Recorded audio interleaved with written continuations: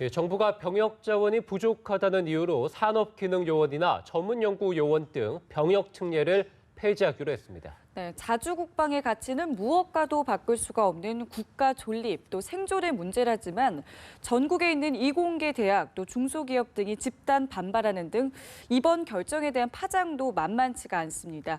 오늘 경제부 이경태 기자와 함께 이야기 나눠보겠습니다. 안녕하세요. 예, 안녕하십니까.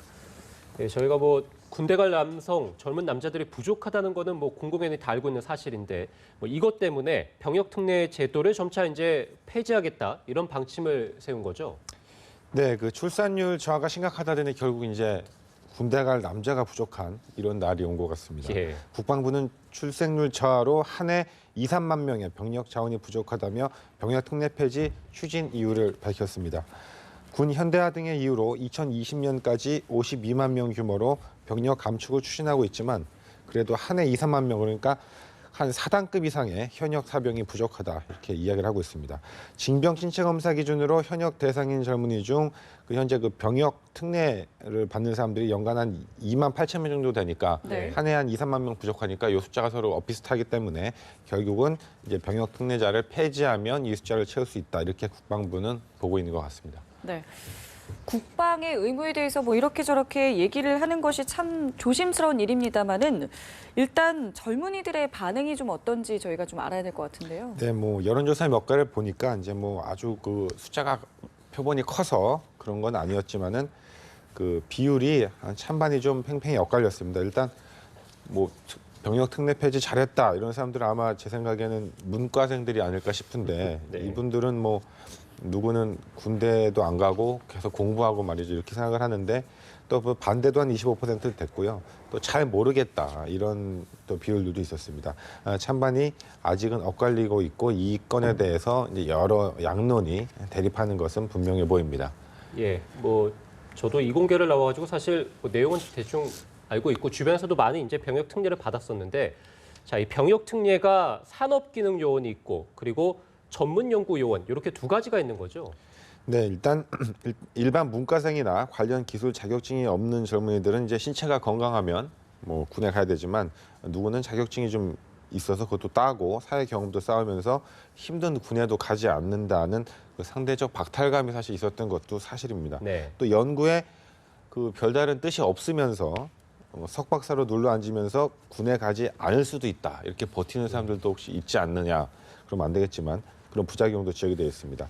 반면에 이는 어디까지나 그냥 부작용일 뿐이고 제도의 본질인 산업기능요원과 전문연구요원의 그 사회적 순기능을 너무 간과한 아주 무책임한 처사 아니냐 이런 반발도 만만치 않습니다. 당장 한국과학기술원 등은 전문연구요원 폐지는 이공계 연구 환경에 악영향을 끼칠 수 있는 심각한 문제라며 집단 행동에 나설 뜻을 밝히고 있습니다. 네. 그 연구를 해서 훌륭한 것을 발명해 국익에 더 보탬이 될 수 있는 중요한 시기에 군대 간다면 관련 성과가 단절되기 때문에 차라리 난 그렇다면 유학을 가겠다. 이런 누리꾼들의 반응도 있었습니다. 네, 지금 여러 가지 이야기를 좀 종합을 해봤는데요. 학생들뿐만 아니라 교육계에서도 지금 반발을 하고 있다는데 이건 왜 그런 겁니까? 네, 일단은 앞서 말씀드렸듯이 석사 과정을 밟고 있는 사람이 현재 한 1,000명, 그런데 한 600명은 일반 대학 박사 과정으로 교육부가 선발을 하게 돼 있습니다. 또 나머지 400명은 한국과학기술원 등 과학 특성화 대학 인력으로 미래창조부에서 관할을 합니다. 때문에 군대를 가지 않아도 된다는 혜택은 가뜩이나 좀 외면을 받고 있는 그 이공계 대학 등에서는 학생을 그동안 사실 끌어모을 수 있는 어떤 좀 좋은 도구가 되어 왔는데 이공계 교수나 연구진들이 관련 인력들을 또 상대적으로 또 좀 적은 인건비로 활용할 수 있는 그런 부분들도 있었고요. 예. 근데 이 인력들이 줄어들면은 당장 이제 파장이 만만치 않다 이런 것이죠. 그리고 정부 내에서도 국방부는 또 이를 추진하는 반면에 교육부나 미래창조과학부 이런 곳은 병역 특례 제도가 축소나 폐지가 되면은 과학 특성화 대학들은 예를 들면 카이스트라든지 말이죠. 이런 것들이 당장 큰 타격을 입게 되고 나아가 과학 한국의 잠재력이 크게 훼손된다 이렇게 우려하고 있는 그런 상황입니다. 예, 이번 발표가 있고 나서 중소기업들도 상당히 지금 반발하고 있는 것으로 알고 있는데요. 어떤 사정이 좀 있는 겁니까? 네, 중소기업 마찬가지로 이제 기술, 기능 인력과 연구 인력 부족이 가뜩이나 지금 심각한 상태에서 그나마 병역 특례 제도가 있어서 인력을 충원할 수 있었는데 이마저 폐지될 경우에 뭐 중소기업이나 IT 또 그 방위사업체 이런 곳에서 누가 일을 하겠느냐, 일할 인력이 부족하다 이런 것이고요. 가뜩이나 지금 글로벌 경기 악화와 인력난의 이중구에 처해진 상황에서 좀 너무 큰 타격이다 이렇게 울상을 짓고 있는 그런 분위기입니다. 네. 자, 그런데 여기서 전혀 다른 시각이 제기가 되고 있더라고요. 이게 국방부의 내부 사정을 감안해서 벌이는 일이다라는 주장이 있는데 이거는 어떤 이유에서입니까?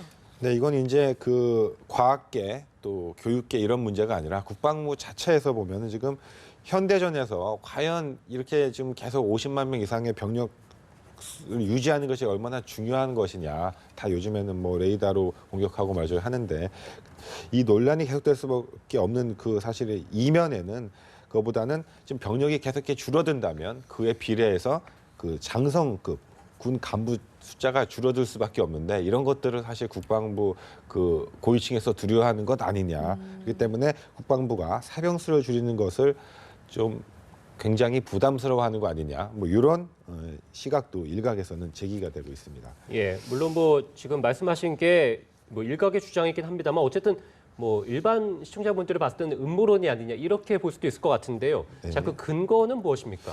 네, 일단은 그 항상 어떤 정책들을 국방부에서도 가장 뭐 장성급이라든지 위에서 결정을 했겠죠. 그리고 일단 통계를 보면은 지난해 9월 이제 국회 국방위 소속 새정치민주연합 진성준 의원의 자료인데 2006년부터 2014년까지 국방개혁 결과 병사 수는 그동안 한 7만 4천 명 정도 줄었다고 합니다. 그런데 그 이 기간에 장성, 즉 별자리는 442명에서 441명으로 단 한 명만 줄었다는 거예요. 그러니까 사병이 7만 명이 주는 동안 지휘관은 한 명밖에 줄지 않았습니다.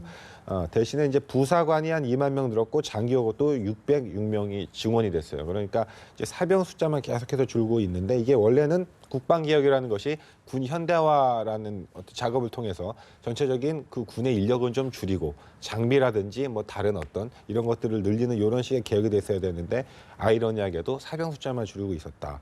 그리고 이명박 정부가 당시에 2030년까지 장군의 숫자를 현재 440여 명에서 한 360명까지 지금보다 한 15% 이상 줄이겠다 이렇게 계획을 내놨는데 이건 역시도 여전히 줄지 않고 있습니다. 결국 사병 숫자가 줄면 이에 연동돼서 장군 숫자가 줄 수밖에 없으니 병역 특례 제도를 폐지해서라도 일단 사병 숫자를 좀 유지하려는 것 아니냐 이런 지적도 나오고 있는 상황입니다. 예. 자, 이런 가운데 지금 국방부의 입장은 좀 어떻습니까? 네, 국방부는 지금 이게 당장 시행하는 것도 아니고 2020년부터 2022년까지 3년 동안 단계적으로 감축할 것이다. 이런 설명을 내놓고 있습니다. 또 현역 자원 병역 특례는 군 인력 충원에 지장이 없는 범위 안에서 지원하는 것이라면서 뭐 별 문제가 없다. 이런 단호한 입장을 현재까지는 밝히고 있습니다. 네. 다만 국방부는 2000년대 들어 이와 유사한 계획을 이미 5차례 정도 밝혔지만 번번이 교육부 등 관련 부처 등의 반발로 무산된 바 있습니다. 결국 이번에는 어떻게 될지 끝까지 지켜봐야겠습니다. 그래서 더 관심이 쏠리고 있습니다. 네, 알겠습니다. 지금까지 경제부 이경태 기자와 이야기 나눠봤습니다. 고맙습니다.